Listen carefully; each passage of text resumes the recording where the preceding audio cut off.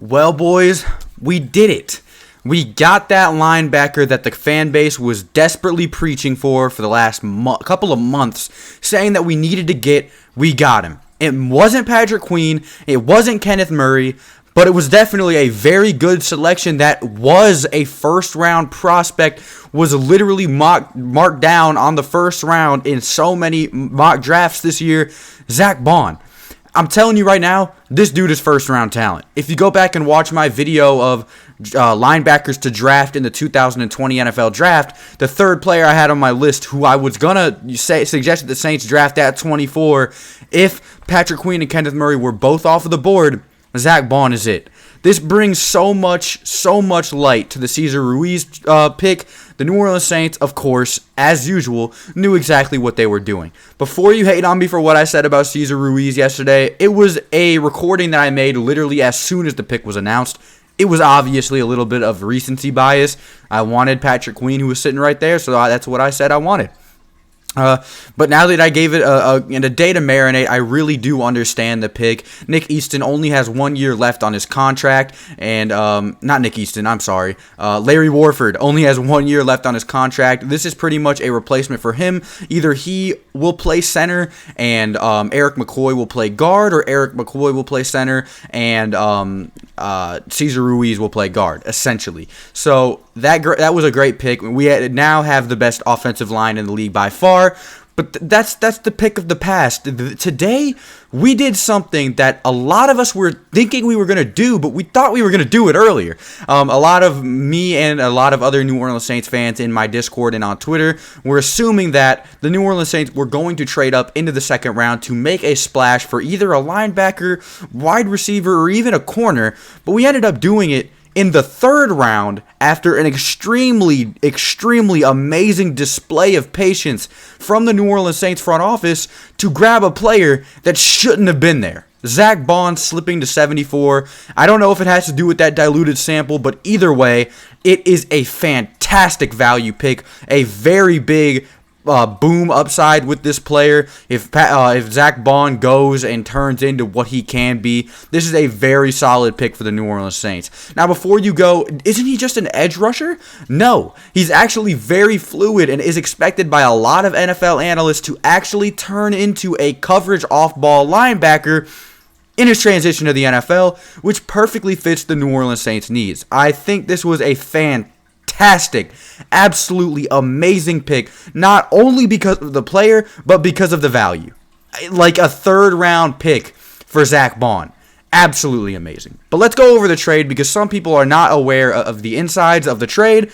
The Browns traded pick 74 and pick 244, which is a 7th round pick, to us for pick 88 and a 2021 third round pick, which isn't that big of a loss, something that we could regain with draft capital in the future. Whatever it may be, the New Orleans Saints are very good at maneuvering around the draft. So I was almost certain we were going to trade up. I just didn't think it was going to be in the third round, and for a player of this caliber that really shouldn't have been there, it is a fantastic move. But anyway, let's go over some of Zack Baun's stats that really, make him that player for me.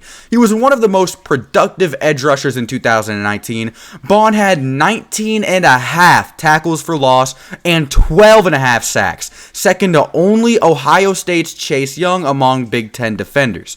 He's expected to transition, like I said, to an off-ball role at the next level, as he said at the Senior Bowl, which should work because Baun is extremely fluid in coverage and has an enormously high football IQ and would be an amazing coverage linebacker if asked to do so.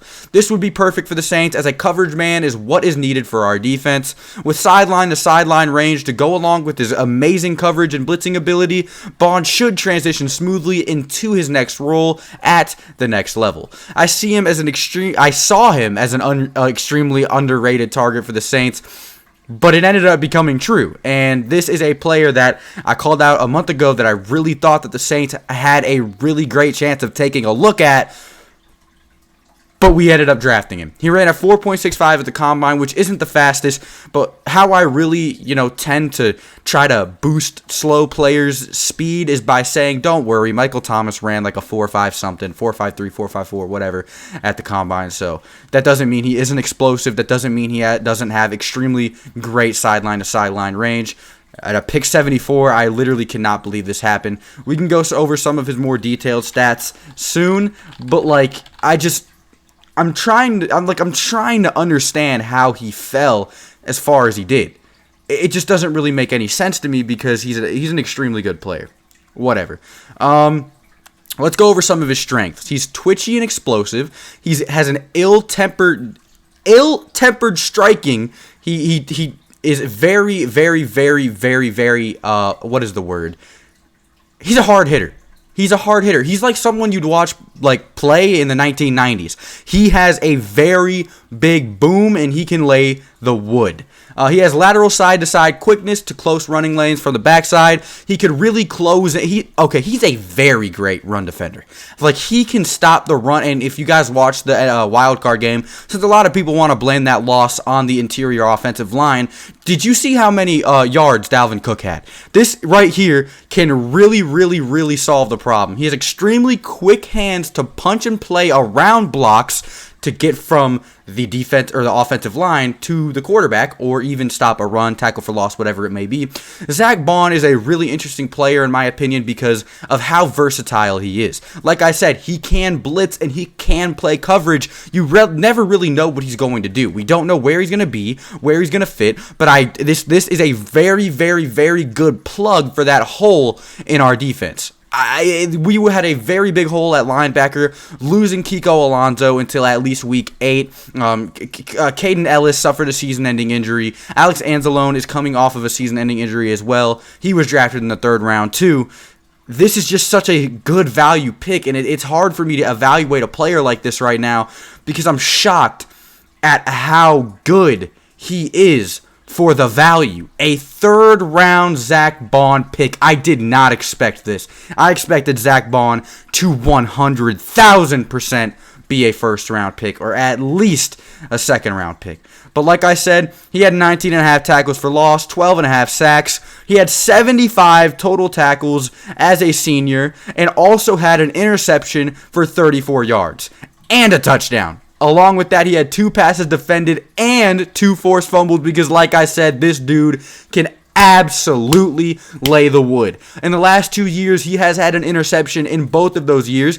He really wasn't that great of an edge rusher in 2018, only racking up 2.5 sacks until he absolutely exploded in his new role as a senior. 14 games, 75 tackles, 19.5 tackles for loss, 12.5 sacks, and an interception.